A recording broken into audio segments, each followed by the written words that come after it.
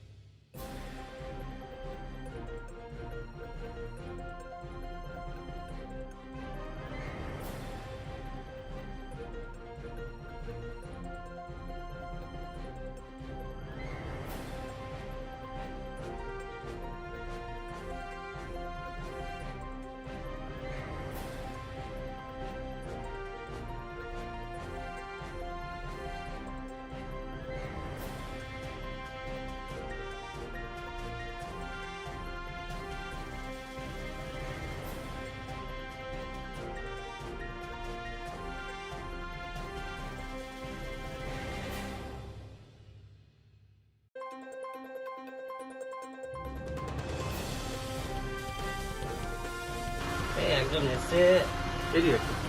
এসে একজন বললো যে মানে নোজ রিং দেখ, নোজ রিংটা দেখাতেই দেখিয়েছি আর তুরন্ত তুলে পকেটে ঢুকিয়ে দিয়েছি। আচ্ছা ঠিক আছে, একাই ছিল। এবার আমি ওকে ধরলাম, তখন বললাম যে পকেটে কি ঢোকালে, দেখে যে ঢোকাতে যে সঙ্গে সঙ্গে দৌড়ে পালিয়ে।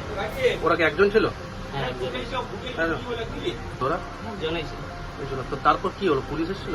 হ্যাঁ পুলিশ এসে ওকে ধরে নিয়ে গেল। আচ্ছা আপনারা কি করলেন? মানে ওকে ধরে পরে কি করলেন? ধরে পরে পাবলিক সবাই মিলে ধরেছিল। এখানে যে একটু আগে যে ঝোপটাতে লুকিয়ে দিয়েছিল, সবাই মিলে ধরে ওকে নিয়ে এলো।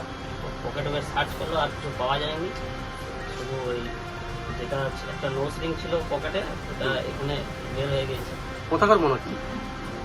কোথাকার আমি জানি না, কেসটা নতুন আছে। আপনার নাম? শ্রীকান্ত পাল। এটা কোন জায়গায় দোকানটা? অন্ডাল মোড়, কুন্ডু মার্কেট।